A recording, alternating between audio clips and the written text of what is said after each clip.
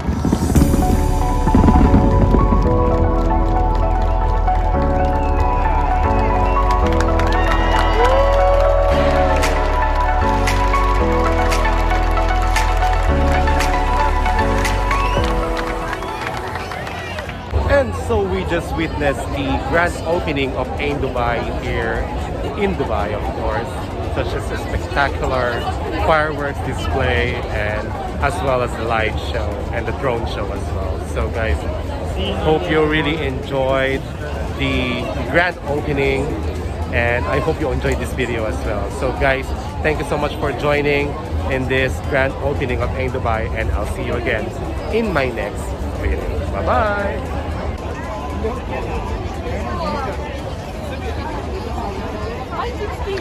Singapore flag 165.